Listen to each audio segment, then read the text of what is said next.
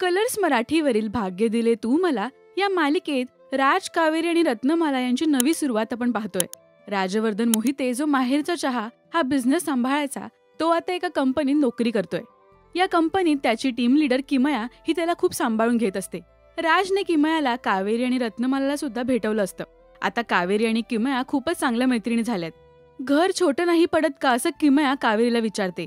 पण राजच्या 25,000 पगारात यापेक्षा मोठं घर कसं परवडणार असं कावेरी म्हणते. तेव्हा किमया तिला नोकरी करण्याचा सल्ला देते. तेव्हा रत्नमालाला सुद्धा तिने नोकरी करावी असं वाटत असतं. कावेरी, हे घर लहान नाही पडत तुम्हाला? ह्यांच्या 25,000च्या पगारात यापेक्षा मोठं घर कसं परवडणार आम्हाला? अगं पण मग तू जॉब का नाही करत? लाखात एक पोलीस किमया. राजवर्धनना आवडेल का मी जॉब केलेलं? 28 जानेवारी दुपारी 1 वाजता आणि संध्याकाळी 7 वाजता कलर्स मराठीवर.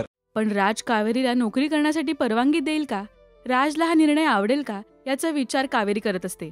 आता कावेरी नोकरी करेल की नाही हे जाणून घेण्यासाठी पाहायला विसरू नका भाग्य दिले तू मला या मालिकेचा महा एपिसोड 28 जानेवारी दुपारी 1 आणि संध्याकाळी 7 वाजता फक्त कलर्स मराठीवर. मराठी टेलिव्हिजन विश्वातील बातम्या, अपडेट्स आणि गॉसिपसाठी सबस्क्राईब करा राजश्री मराठी शोबज.